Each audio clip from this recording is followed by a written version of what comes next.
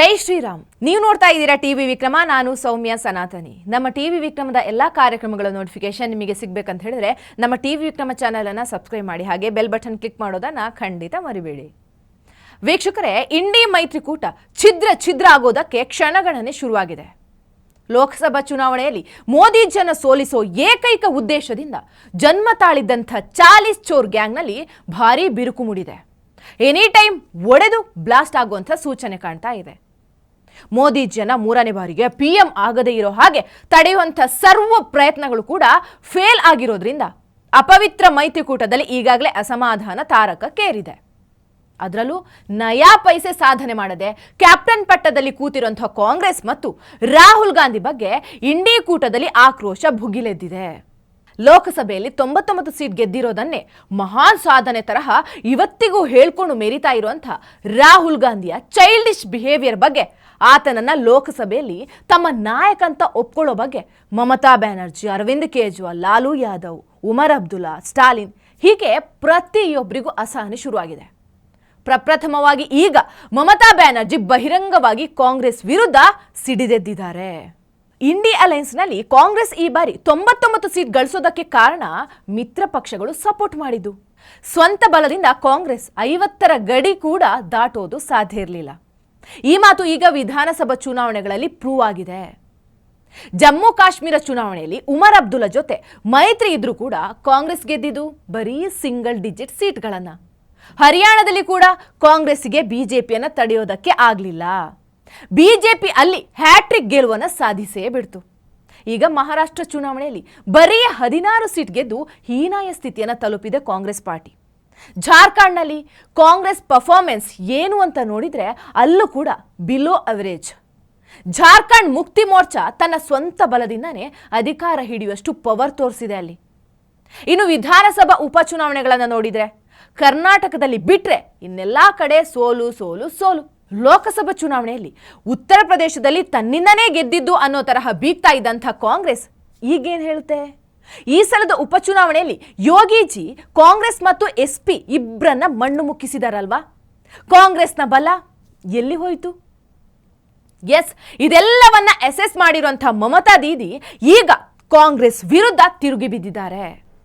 ನೀವು ಮೈತ್ರಿಕೂಟದ ಲೀಡರ್ ಆಗೋಕೆ ನಾಲಾಯಕ್ ಅಂತ ಮೂದಲಿಸಿದ್ದಾರೆ. ಈ ಸಲದ ಬೆಂಗಲ್ ಉಪಚುನಾವಣೆಯಲ್ಲಿ ಮಮತಾ ದೀದಿಯ TMC ಬಿಜೆಪಿಯನ್ನ ಸೋಲಿಸಿ 5ಕ್ಕೆ 5 ಸೀಟ್ ಗೆದ್ದಿದೆ. ಅದಕ್ಕಿಂತ ಹೆಚ್ಚಾಗಿ ಅಲ್ಲಿ ಕಾಂಗ್ರೆಸ್ಗೆ ಅಸ್ತಿತ್ವವೇ ಇಲ್ಲಾಗಿದೆ. ಇಂಥ ಹೀನಾಯ ಸ್ಥಿತಿಯಲ್ಲಿ ಇದ್ಕೊಂಡು ಹೇಗೆ ಮೈತ್ರಿಕೂಟದ ನಾಯಕರಾಗಿ ಇದೀರಿ ಅಂತ TMCಯ ಪ್ರಧಾನ ಕಾರ್ಯದರ್ಶಿ ಕುನಾಲ್ ಘೋಷ್ ಕಾಂಗ್ರೆಸ್ ಅನ್ನ ಪ್ರಶ್ನೆ ಮಾಡ್ತಾ ಇದ್ದಾರೆ. ಪ್ರಶ್ನೆ ಮಾಡ್ತಾ ಇರೋದು ಕುನಾಲ್ ಘೋಷ್ ಆದ್ರೂ ಪ್ರಶ್ನೆ ಮಾಡಿಸ್ತಾ ಇರೋದು ಮಮತಾ ದೀದಿ ಅನ್ನೋ ಸೂಕ್ಷ್ಮ ಇಲ್ಲಿ ನಾವು ಗಮನಿಸಲೇಬೇಕು. ಪ್ರತಿ ಚುನಾವಣೆಯಲ್ಲಿ TMC ಬಿಜೆಪಿಯನ್ನ ಕಟ್ಟಿ ಹಾಕಿದೆ. ಜಾರ್ಖಂಡ್ನಲ್ಲಿ ಹೇಮಂತ್ ಸೊರೇನ್ ಬಿಜೆಪಿಯನ್ನ ಸೋಲಿಸಿದ್ದಾರೆ. ಜಮ್ಮು ಕಾಶ್ಮೀರದಲ್ಲಿ NC ಪಾರ್ಟಿ ಬಿಜೆಪಿಯನ್ನ ಹಿಮ್ಮೆಟ್ಟಿಸಿದೆ. ಆದ್ರೆ ಲೀಡರ್ ಪ್ಲೇಸ್ ಅಲ್ಲಿ ಇದ್ದಂಥ ಕಾಂಗ್ರೆಸ್ಗೆ ಮಹಾರಾಷ್ಟ್ರದಲ್ಲಿ ಯಾಕೆ ಬಿಜೆಪಿಯನ್ನ ಸೋಲಿಸೋಕೆ ಆಗ್ಲಿಲ್ಲ? ಹರಿಯಾಣದಲ್ಲಿ ಯಾಕೆ ಸಾಧ್ಯ ಆಗ್ಲಿಲ್ಲ? ನಮ್ಮ ಪಕ್ಷಗಳಿಗೆ ಇರುವಷ್ಟು ತಾಕತ್ತು ಕಾಂಗ್ರೆಸ್ಗೆ ಇಲ್ವಾ ಅಂತ ಕೇಳ್ತಾ ಇದ್ದಾರೆ TMC ಲೀಡರ್. ವೀಕ್ಷಕರೇ, ಈಗಾಗಲೇ ಅರವಿಂದ್ ಕೇಜ್ರಿವಾಲ್ ಅವರು ದೆಹಲಿ ವಿಧಾನಸಭಾ ಚುನಾವಣೆಗೆ ನಾವು ಕಾಂಗ್ರೆಸ್ ಜೊತೆ ಮೈತ್ರಿ ಮಾಡ್ಕೊಳ್ಳಲ್ಲ ಅಂತ ಹೇಳಿದ್ದಾರೆ. ಮಮತಾ ದೀದಿ ಕೂಡ ಹೊರಗೆ ಹೋಗುವಂತ ಸೂಚನೆ ನೀಡಿದ್ದಾರೆ. ಆದ್ರೆ ಮೈತ್ರಿಕೂಟದಲ್ಲಿ ಇರಬೇಕಂದ್ರೆ ನಾಯಕತ್ವ ಬದಲಾಗಬೇಕು, ಅದು ನನ್ನ ಕೈಗೆ ಬರಬೇಕು ಅನ್ನೋದು ದೀದಿಯ ಕಂಡೀಷನ್.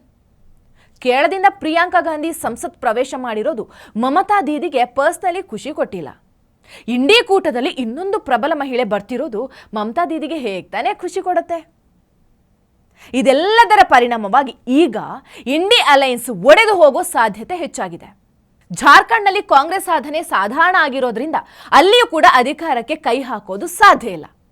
ಮಹಾರಾಷ್ಟ್ರದಲ್ಲಿ ಉದ್ಧವ್ ಮತ್ತು ಶರದ್ ಪವಾರ್ ಅವರಿಗಿಂತ ಕಮ್ಮಿ ಸೀಟ್ ಗೆದ್ದಿರೋ ಕಾಂಗ್ರೆಸ್ಗೆ ಮರ್ಯಾದೆನೇ ಇಲ್ಲದ ಹಾಗಾಗಿದೆ. ಇನ್ನು ಜಮ್ಮು ಕಾಶ್ಮೀರದಲ್ಲಿ ಉಮರ್ ಅಬ್ದುಲ್ಲಾ ಸರ್ಕಾರದಲ್ಲಿ ಕಾಂಗ್ರೆಸ್ಗೆ ಕ್ಯಾರೆ ಅಂತ ಇಲ್ಲ. ಮಮತಾ ದೀದಿ ಬಹಿರಂಗವಾಗಿ ತಿರುಗಿ ಬಿದ್ದಿದ್ದಾರೆ. ಕೇಜ್ರಿವಾಲ್ ಸದ್ಯದಲ್ಲೇ ಕಾಂಗ್ರೆಸ್ ವಿರುದ್ಧ ತನ್ನ ವಾಗ್ದಾಳಿ ಪ್ರಾರಂಭ ಮಾಡ್ತಾರೆ. ಯಾಕಂದ್ರೆ ವಿಧಾನಸಭೆಯಲ್ಲಿ ಗೆದ್ದು CM ಆಗೋದು ಸದ್ಯಕ್ಕೆ ಆತನ ಗೋಲ್. ಹಾಗಾದ್ರೆ ಕಾಂಗ್ರೆಸ್ ಅಸ್ತಿತ್ವ ಎಲ್ಲಿದೆ? ಕೇವಲ ಕರ್ನಾಟಕ. ಇಂಡಿ ಅಲೈನ್ಸ್ನಲ್ಲಿ ಉಳಿಯೋರು ಯಾರು? ಕಾಂಗ್ರೆಸ್ ಮತ್ತು ಕಾಂಗ್ರೆಸ್ ಮಾತ್ರ. ಮಹಾರಾಷ್ಟ್ರ ಚುನಾವಣೆಯಲ್ಲಿ ಇವಿಎಂ ಬಗ್ಗೆ ಅಪಪ್ರಚಾರ ಮಾಡೋಕೆ ಹೋಗಿ ಕಾಮಿಡಿ ಪೀಸ್ ಆಗಿರುವಂತಹ ರಾಹುಲ್ ಬಣಕ್ಕೆ ಅವರದೇ ಪಕ್ಷದ ಕಾರ್ತಿ ಚಿದಂಬರಂ ಶೇಪೌಟ್ ಮಾಡಿದ್ದಾರೆ.